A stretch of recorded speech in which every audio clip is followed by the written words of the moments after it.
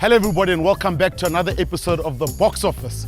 England beat France, which means only one thing they're going to say, it's coming home. Italy managed to beat Wales. Wales in a whole lot of trouble, we'll be discussing that. And business as usual for Ireland against Scotland. Skalkberger is not here, so Jean de Villiers and rugby royalty himself, Nick Mallett at Bishops for the Boks Office, which is now open. As I said, welcome back to the Boks Office. Nick Mallett back by popular demand. Skalkberger is on ice this weekend, and we've got the new German signing footballer here, Jean de Villiers with that outfit. Can you explain the top first before we go to Nick? So it's just Adidas Signed top. for Cape Town City. No, it's just We've a got Franz Beckenbauer. nice top that I'm wearing today. After You're very slim. You're very retro. slim. Nick and I wanted to matchy again today on the back of Skalk and myself last week. Glad to see you wearing a new shirt as well. It's the same old one, but a little bit of pink. Looks like something like nice, Germany in the 80s during the World Cup. But it's a Yeah. nice top. Yeah, I think It it's shows nice. your guns also. No, I mean I only do legs, but That's natural. it's a nice material. I like the stretchy material. Yeah. It really is nice. Nick, just to report, I don't know if you watched last week's episode, but someone came here with a terrible hangover. Hangover, was Yeah, it this from man? Tilbach. He had a No. You did talk. It Did was you? Skalkberger. Oh, okay. It was Skalkberger. with Scout a- doesn't get hungover. Yeah, true. He practices enough. Yeah. Guys, Six Nations, let's get straight into it. Breaking news, Nick, Warren Gatland, I don't know if resigned or fired, but something had to happen. But Yep. she gone. Well, it was. It was just a matter of time. It was whether it was before or at the end of this competition. I think probably. I don't know if he's resigned, but it's 14 in a row. Breaking all records for losses, consecutive losses for Wales. They were really poor against Italy. Has he lost the changing room? You just don't know. It's just a terrible moment for a coach when things are going as badly as that. And I think, hopefully he resigned and that he was able to get out with dignity, because to be fired when he's done such a lot previously for Wales, winning, was it 2 or 3 two Grand Slams, I think. World Cup semi-final. Twice. Yeah. And so he's got a good coaching record, and this is just a pity to finish on this note. Where's Wales though? Oh, So yes, you fire the coach, but what's next? no, quite right. That is the big question. I think I agree with you. That's a valid question. Who comes in? Yeah, it was inevitable, but who comes in and do we see Wales turning it around? Yeah. With the players that they have, again, I've mentioned it so many times, the administrative issues that they have within Wales rugby. I just don't see how they can find a solution to the issues that they have, and maybe Gatland is the scapegoat, and maybe that is the way to start. You start from scratch, everything, change everything, because if, let's say, Howley or whatever takes over now, it's a continuation of what's been there. Yeah. The thinking is the same. You almost want a clean sweep and start afresh and have a long-term view, say a 5-year view where, okay, we're going to start young, change everything, and hopefully during that period you start gaining some traction, because they're stuck in between the way they want to play, the players they want to play. Yeah, but It's sad for me. It really is. yeah, but if you look at, we can look at from a macro point of view.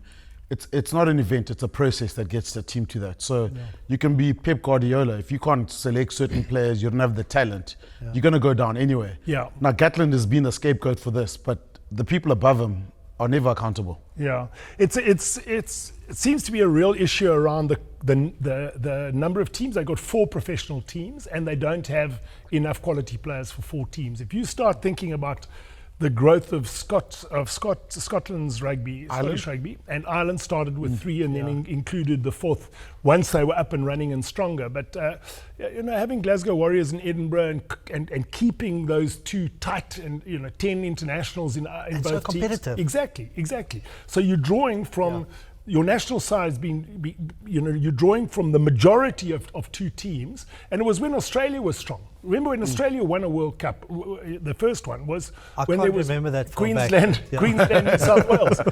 They hardly had opened up Canberra. It was Queensland and New South Wales. Those 2 teams, you'd have whoever won the thing would have 8 guys, 9 guys in the team, and the other side would have 6. And the understanding between the players was so important. So you get a guy like Tuipulotu who plays all the time. He makes he's injured now. He's a big loss for Scotland. But Wales, they haven't got that. Wales takes some guys from here and some guys who are playing down in England, and it just seems a mess, and they haven't got the talent. But also, where I agree with you, what I like about the Scottish system at the moment is that they've only got the 2 teams. Yeah. So when they do have a good crop of players coming through, or when you have really world-class players that excels, they get poached by the French and the English sides, and they have the openness to say, okay, go there, make the money, gain some IP in terms of playing in those environments, but bring it back to us, and then we're developing from within as well. And those teams are, Edinburgh and Glasgow, they're competitive every single week. Whereas if you look at the Wales environment now, I mean, who's the best Welsh team? It's difficult to say whether it's Cardiff, is it the Ospreys? Dragons have been struggling for a long time. Scarlet's kind of the same thing. So, I agree that maybe, and those are tough calls, and maybe it's relevant to South Africa as well. To be brutally honest, you need to make the pool smaller, less teams, and make it quality over quantity. But I mean, you look at the great comeback you look at Ireland went where they were. I mean, Nick, when you were Springbok coach, Rubel Juice picked to Ireland. No, it wasn't the machine that it is now. Wales fell apart, and then the great redeemer Graham Henry came in, sort of fixed it. Scott Gibbs, the Quinnell guys, they went through this magical run. Hansen was there. They had foreign coaches coming in. A foreign influence. Scotland now, but Scotland, you can question now. It's meant to be one of the great teams, but will they win Six Nations? So every team's got a rejuvenation. France at the moment, they put a lot into their grassroots. Under 21 teams won. Those youngsters that came on for the French team now, they're 20, 21-year-old loose forwards coming on. So sometimes the system's broken. You need to look at that. I just think Wales are going through a dearth of quality players. I mean, Dan Biggar, Alan Jones, you knew they were going to get into a Lions side. You said who's going to get George into North. North, some big outside backs. And it's just, there's nothing there at the moment, to go against Italy and play, obviously the weather was really wet and it was difficult, but to play without dominance in the scrum. I mean, Italy dominated them in the set phases, and that for Wales is a massive blow. I mean, they've got a proud history, and they've had some great British Lions. I mean, the '74 side that came out here, the majority of their front were Welsh. So it's a tough time. They beat the Springboks 3 seasons ago. In Bloemfontein. Yeah. Remember, we were there. Yeah. It was a B team. With respect to the Springbok side. We don't have a B team, Nick. Yeah. Well, we make changes and we still win. Guys, you're a B team. You mentioned the influence of the foreign coaches on Welsh rugby. Yeah. You almost look at the same with Scottish rugby now. Yes, influence of foreign coaches. But influence of foreign players. Quite right.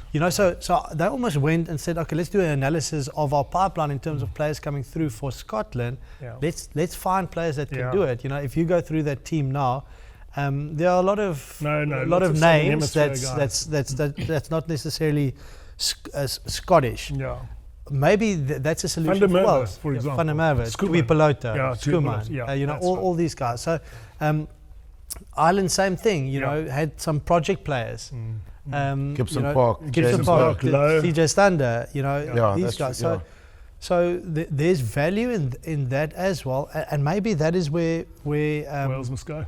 Where Wales can find the talent, but again, that's a 3 to 5 year project. That doesn't happen overnight. So if you took over Wales rugby now, would you take the Wales job? Too punch drunk. But I was saying, if you could control the ticket pricing as well, then obviously the ticket pricing. Awkward. That's awkward. Yeah, it's awkward and a long time ago. What are you, right? Were you born yet?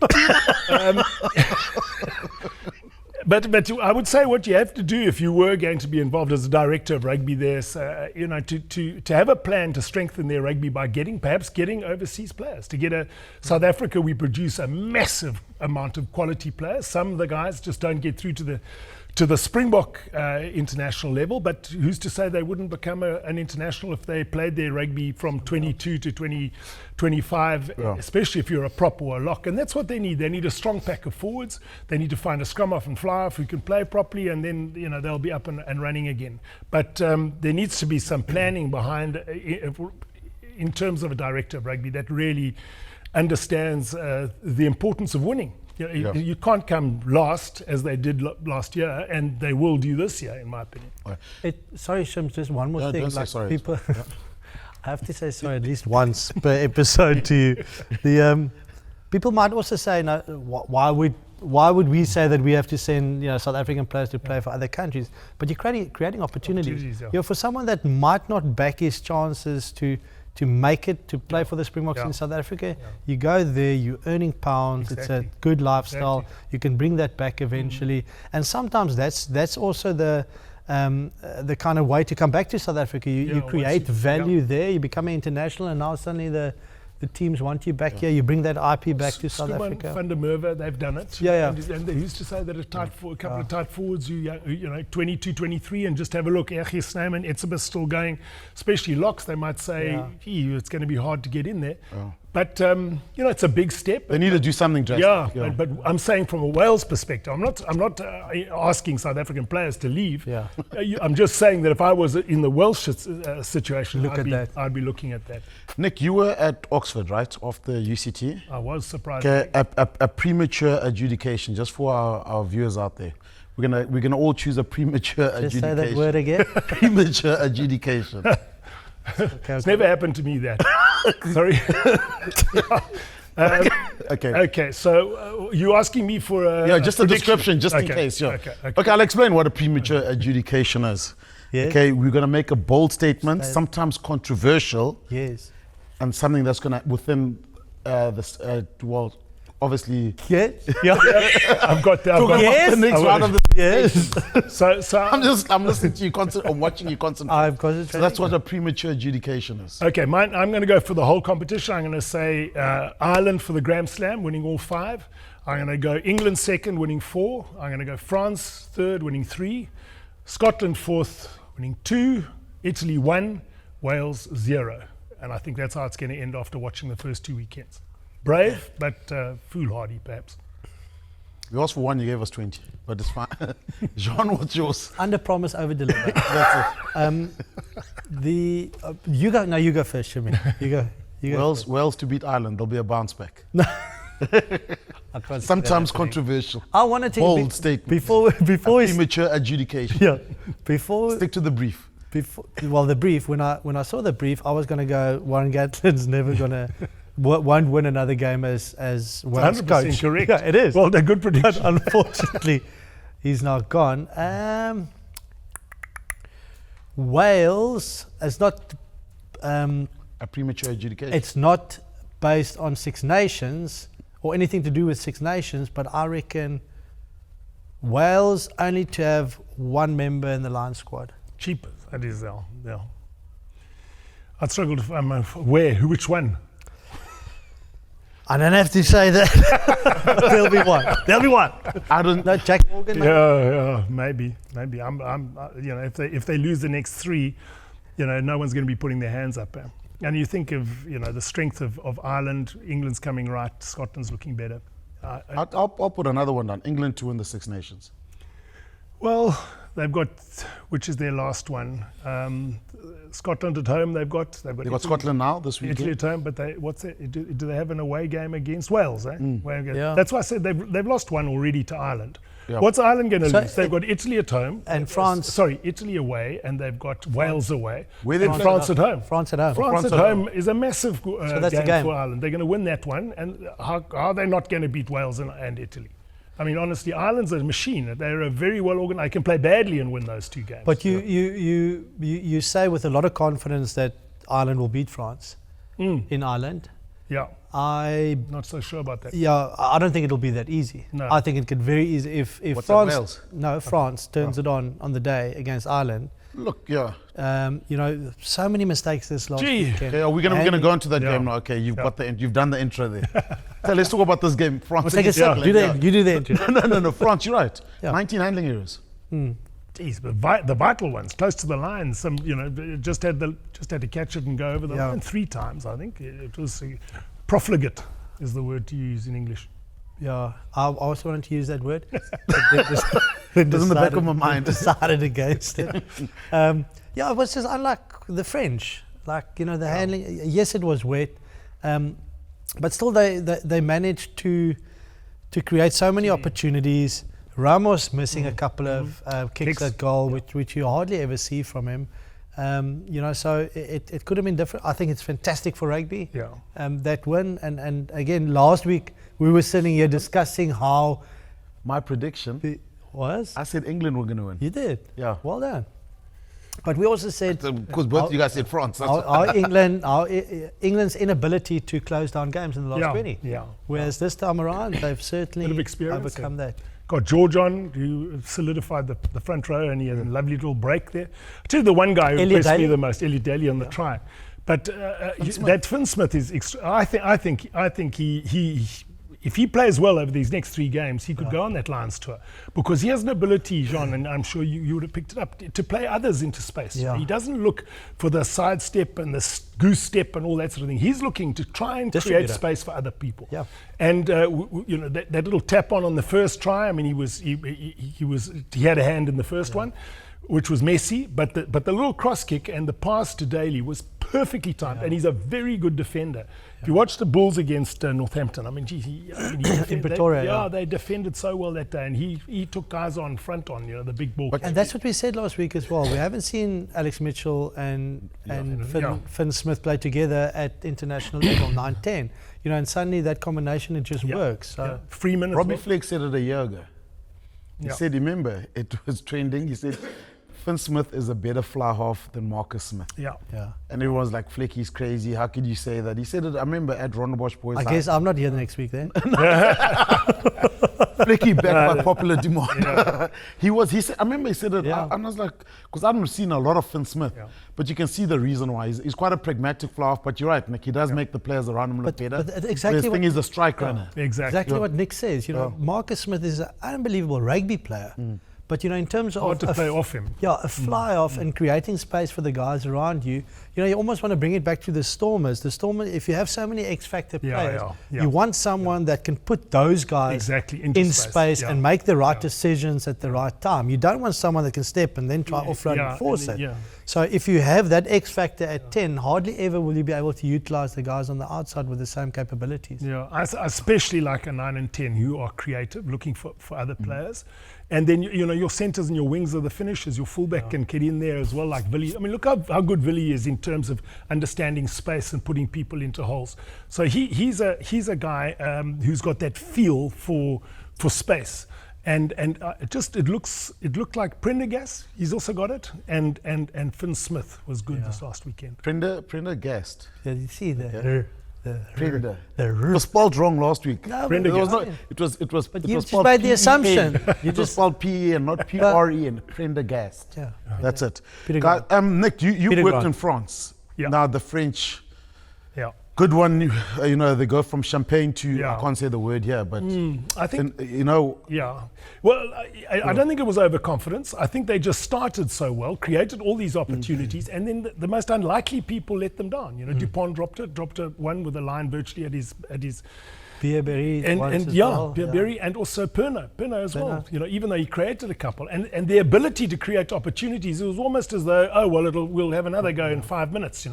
But pressure's a big thing, and getting it to the end of that game, I take my hat off to England, and for once I'll have to say, even though I lived and played in France, and my children are born there, I was actually very happy that England won. I thought that Bortwick's gone through a really tough time, and I feel for coaches.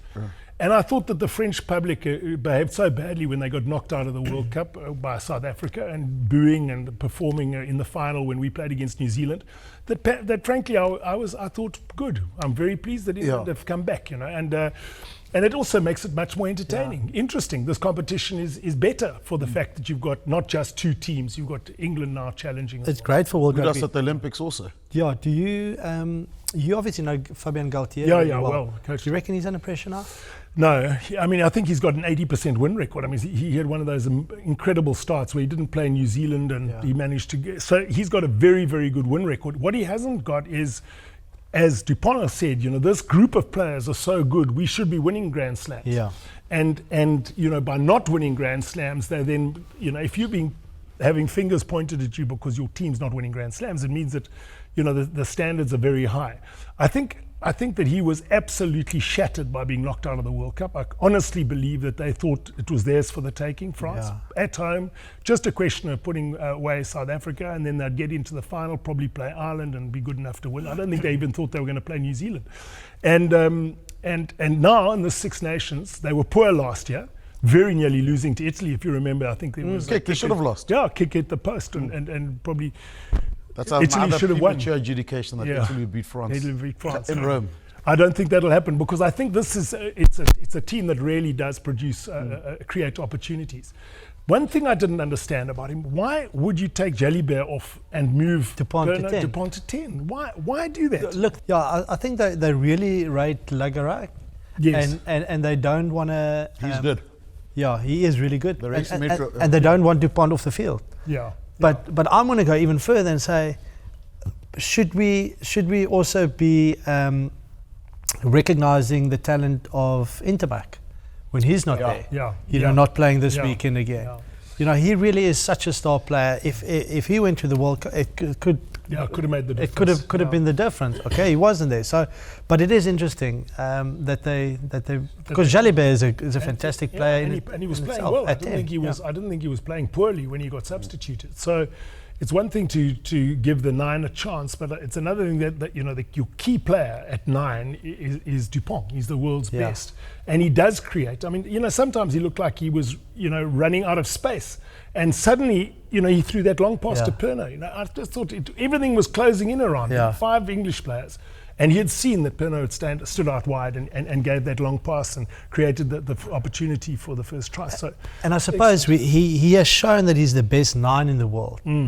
But he's a great player, but he's not necessarily a better 10 than Jalibert. He's a great player at 9, but so I thought that was a bit odd. But the France, they do things like that. They really do. They believe that their general is the 9. They think that 10 is a player that you can substitute, and so he's not as relevant as a 9. Look at all their captains have come from that position, 9. Astre, Fourou, Galtier himself, Gallion. You look at Baptiste Saran, his influence at Toulouse. At Toulouse. Dupont. Bebizier, thank you. Lots of Were you born then? Yeah, 89, world team. Played for them as well, eh? He was captain, wasn't he? Bebizier, I think he was, Marcus Smith at fullback. Yes. Internationally convinced there, or use him as an impact player coming off the bench? What do you think? I thought he did well. Difficult conditions, wet ball, playing at 15. He probably wasn't tested enough in the air in terms of that, but he did well. You could see at times him and Finn Smith being in each other's way almost, wanting to step into that first receiver position. I'm not convinced that 15 is his position. Tight game, contestable kicks. But I mean, in terms of the performance on the weekend, certainly a pass. Would I start him at 15 for the Lions? No. No, I don't think so either. I think he's a great player. He's exciting. Yeah, very exciting. But I really think they're a better backline. Everyone plays better around Finn Smith, and Marcus, if he can play at fullback and can prove that he's good under the high ball and that he can, as you say, not get in the way, come on the blind side, just be a 10 off the third or fourth phase when maybe, and Finn Smith does, he cleans rucks, he does all that stuff, so there's time for Marcus to get in there at 10 and do his job. I don't think it was a fail, as you said. It was a decent, but is he better than Stewart? And who's the guy coming? Furbank, is it? Furbank coming back. So, there's going to be pressure on positions. But I suppose that the big thing is, how does Borthwick want to play? If he wants to play this pragmatic game that almost got them to a World Cup final, no, he doesn't. Pretty sure it's your guy, safe at the back, won't make mistakes. You've got a good kicking scrum off a fluff that will put you in the corners. That will keep you alive in most test matches. And Marcus comes on when it opens up last 20, 30, same way young Barrett did for All Blacks.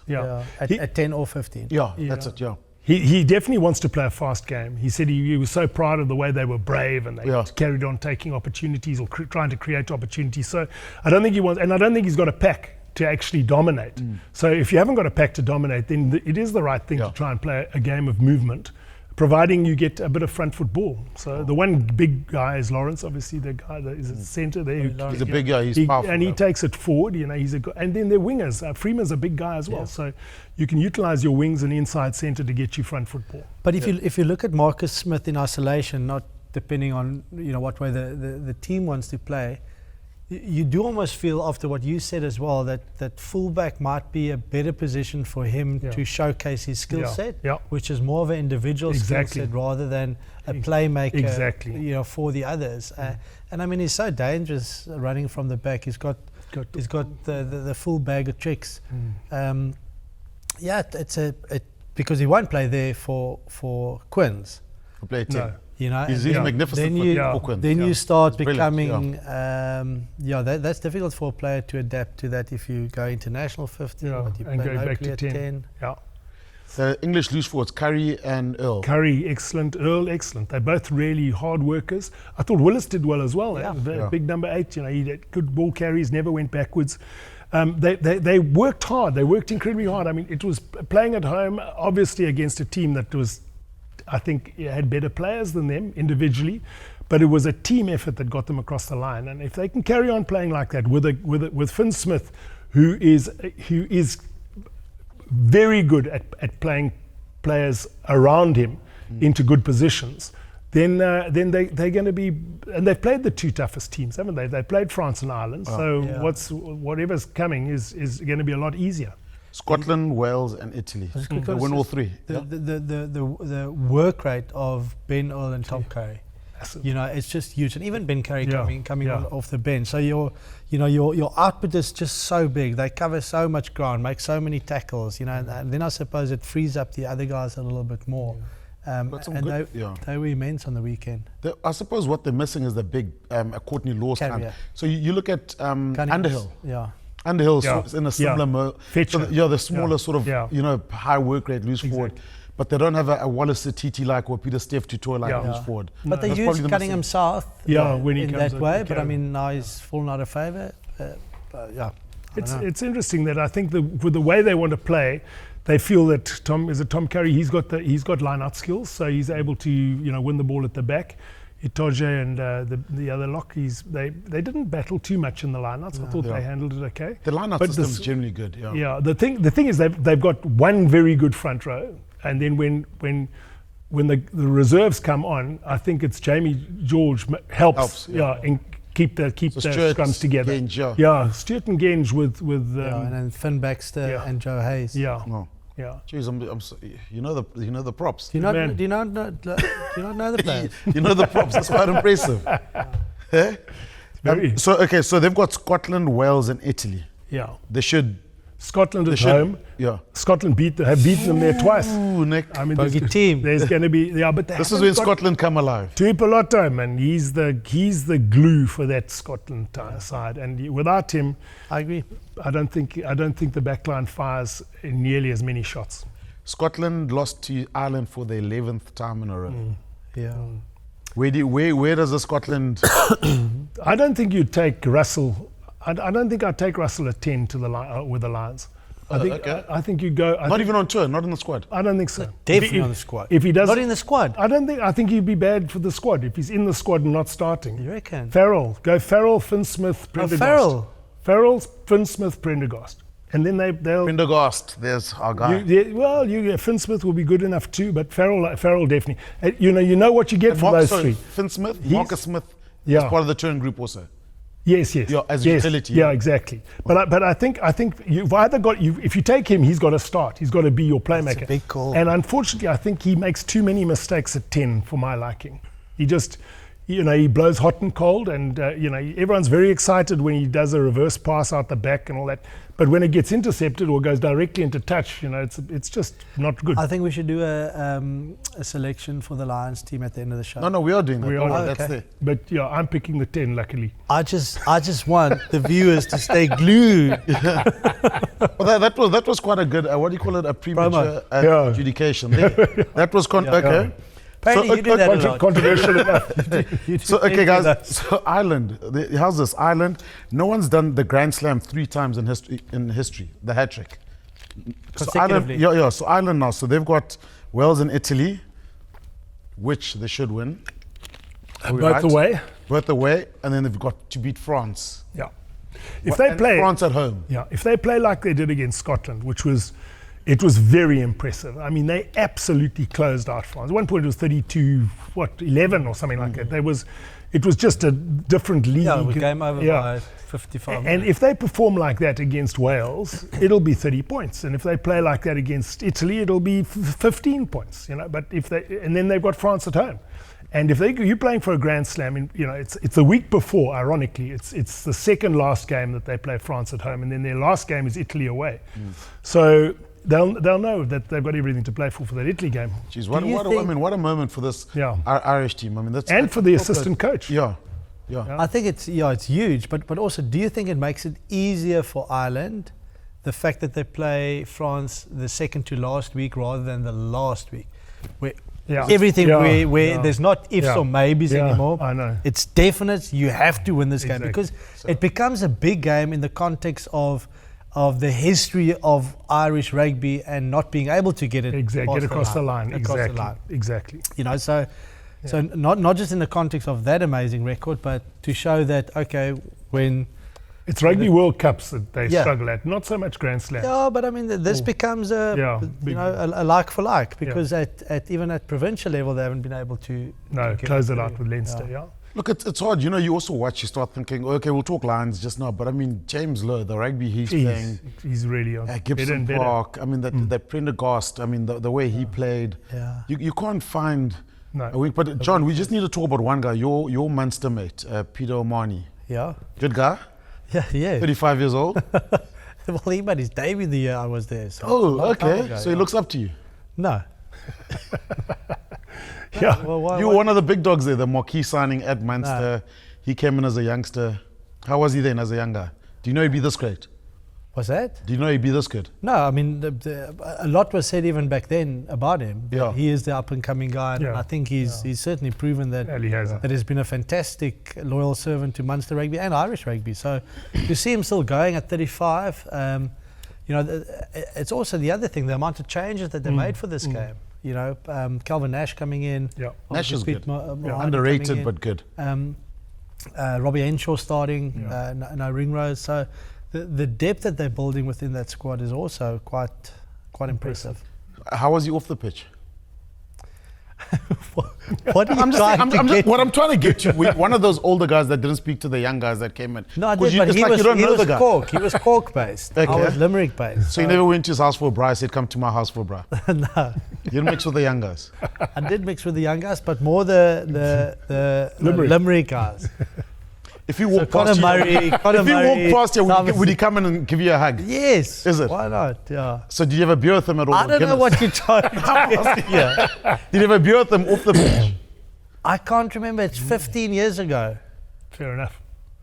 When I see him here, we say hi, we chat, I see all the Saracens guys with the young English players. They love it's tight. It's like a family. It's a cult. Didn't you have that in Munster? Yes, we did. So how was he? How was the money? I'm saying I think he's a good guy. You gave me a politically correct answer.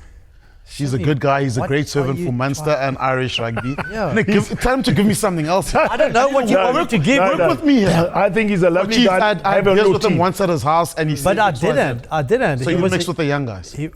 But as a player, you'd rather have him in your team than against you. 100%.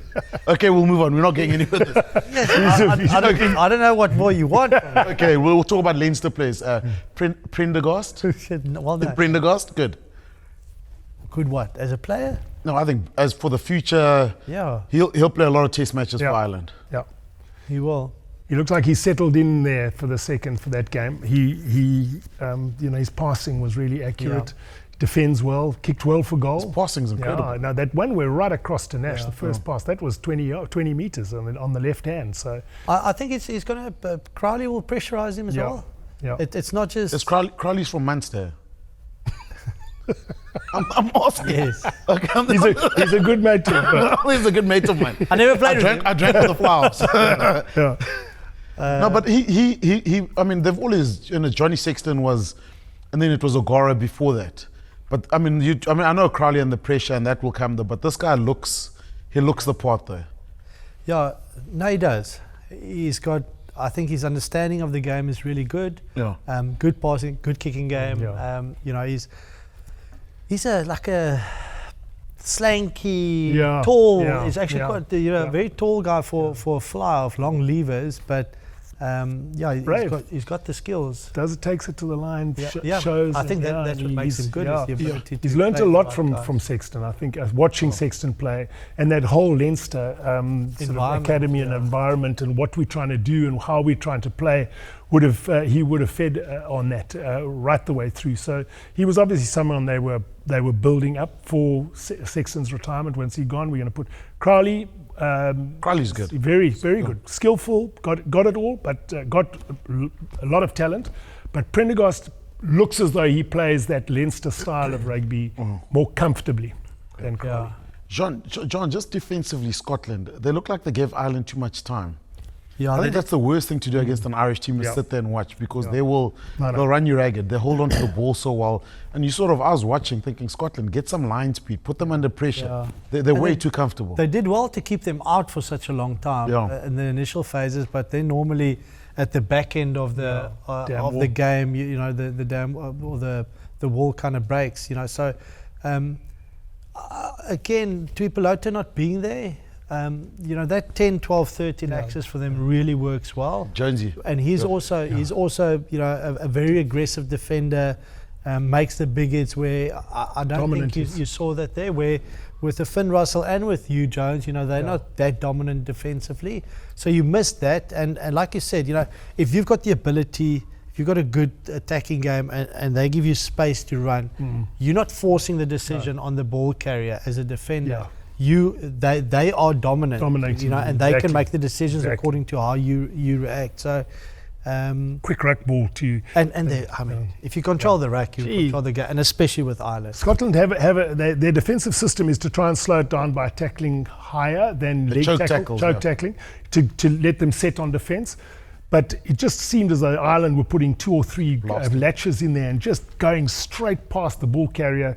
And Gibson Park was, he's so quick to the ball, makes such good decisions, was never under pressure from the Scottish defence, really, Gibson Park. So it just looked like, as you say, wave after wave, and you've got to stop that. I mean, what South Africa does is we leave space on the outside just to stop all this nonsense off 9 and 10. Nonsense in the middle. Darcy Graham, Finn Russell, big loss. No, it's best. Finn Russell, I think, if you're chasing a game, then he's your guy, where there's an element of freedom and Juan's getting into space and all of that. Yeah. But I got the feeling that Ireland was just it looked like too... Machine. Yeah. But also, if you miss 2 quality players like that, 2 of the best players. 3, Tuipulotu as well. And but during the game, it's against a quality outfit like Ireland, it's going to be very difficult. So, hopefully it's not too bad for And Juan off also. Let's start with our Lions starting 15. Okay, we're going to pick... You kicking off front row. Why don't you take 1 to 5, and then Nick takes 6 to 10, and I take 11 to 15. How did you know that? That's wonderful. Why don't we do it Andrew like Porter, number 1. Dan Sheehan, number 2. Tight head's a problem. It was either Ferguson from Scotland or Finlay Bealham from Ireland. There's not much. What about Tide Furlong? Won't you be available? Well, you haven't seen him. Yeah, but he's good. Look, I would go. I fit Furlong would make it. And the English tight end now. Will Stewart. He's strong. He is strong. I must say. Stewart's good. Okay, let's go Will Stewart. Yeah. No, you can't change now. I guess I can. And then locks. Maury Toji and Tiger Byrne. Yeah, I've What you would have said? What, Jack McCarthy?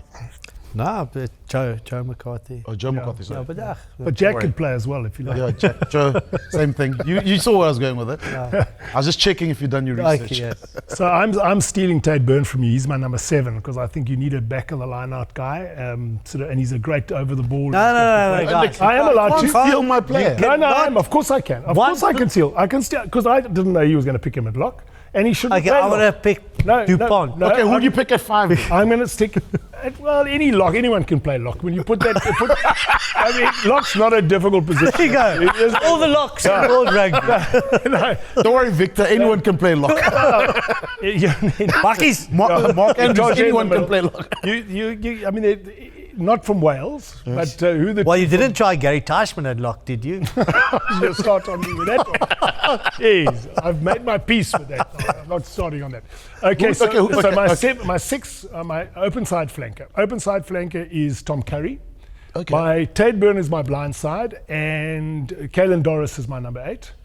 Gibson Park is 10 and is 9, and Farrell is my 10. 10. Very good back file. That's probably going to win it for the Lions. No, So you take it away, Dave. no Would Josh you van der pick Farrell? Veer. No, Josh van der Veer is a little bit lightweight for me. I mean, he runs around the Northern Hemisphere, but I don't think he's... But gonna- okay, now you have to change your lock. Yeah, but I mean, who's the big bruiser there from... Look, you could Joe put McCarthy. Joe at 4 and then Itoje at 5. Yeah.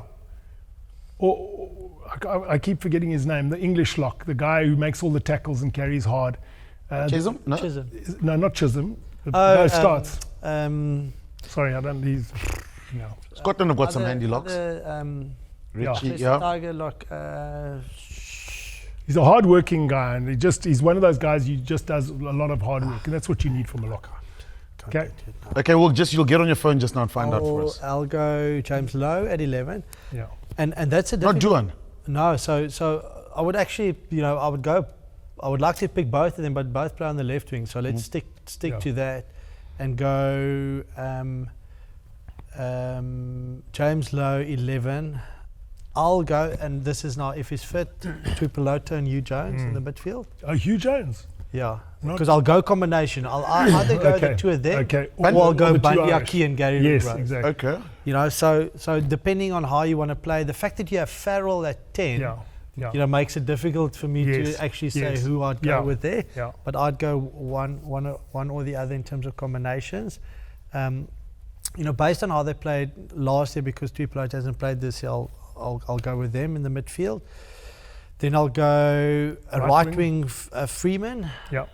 Good call. Fullback, the Irish fullback, Hugo Keenan. Hugo Keenan ahead of Marcus Smith. Smith or the Scott King on. Yeah. Kinghorn's good. He's quick, eh? Yeah. Is there a big difference with the wings? Like, I mean, James Lowe, obviously, you wouldn't put Juan on the other wing. Was there a big difference? I think you so. played On the both, left, isn't it? I played both. But you're super talented. Yeah. No, correct. And inside, outside centre. Inside, outside centre as well. Yeah. Did you play fly off? 11, 12, 13, 14. Oh, did you? Jeez. Yeah. International caps? Yes. 15. Not 15. Yeah. Can't kick, that's why. He can, like a mule. Hey, I can't kick. They might select me for the Stormers. So I reckon, is there a big difference? You wouldn't go with the Juan and the James Lowe? Who did you say the other one was? Freeman's a good. Freeman's good. Freeman's good. He's powerful, Yeah. And tall. And you have Smith on the bench, or you have, because Marcus Smith could come on as a fullback or a 10, give you, or Prendergast if he's going to have a great tournament. I think Australia's going to struggle. I think it could be 3-0. There'll be another of my premature adjudications. Thank you. I was trying to work out there where that word was. But I suppose the thing with Australia is they'll always have the backs on the know-how, but I just don't see how they handle the power if the Lions come with a proper power again. Yeah. You see, guys, I can't. What's the name of that lock? It's Martin. Not Martin? Hill. No, Hill's Sale. George Martin. George Martin. Oh, where did that come from, man? Okay. He's a good player. And but you've also got Jack, your lock. Yeah. Joe McCarthy. Yeah. Okay. The Zuri, Nick, your old team. Proud of them, eh? They've poor old. I feel sorry for Franco Smith. Not so bad. Not so sorry, because he's done a wonderful job at Glasgow Warriors, and obviously building a great reputation as the head coach there. But when he was head coach of Italy, he brought through a lot of these young guys, but they were just too young, and he was trying to get them to play a positive style of rugby, and they were getting some big points, 50, 60. Ironically, when the New Zealander took over, Crowley, he also continued with that open sort of style of play, and they took a couple of big hidings in the World Cup. It's interesting now, they're playing much more pragmatically. They've got a decent pack of forwards, they win their Mr. lines, Allen. they scrum, and Allen at fullback kicks the goals. And Garbisi at 10 and their 9, who had an outstanding game. They're kicking in that game. I mean, they kicked as much as Wales, South Africa in that semi-final at 2019 World Cup. It was, they put Wales, they didn't play any rugby in their own half and thoroughly deserved the win. So well done to them. Minencello, physical, good Brex, great centre. Yeah. Capiozzo took his try nicely there with a little grubber through. Yeah. I was, it was really good. It wasn't a surprise. That's what for me was a positive thing. People went there saying Italy are the favourites, and they were 19-3 up or something like it. If we're talking about last year, Italy should have beaten the French. Yeah, they now beat Wales, etc. Is it the fact that Wales is so poor? Are we still sticking to that, or has raining that game? It was never going to be a festival of rugby. It's just the way that you played. But Italy has really gone up in terms of their performances.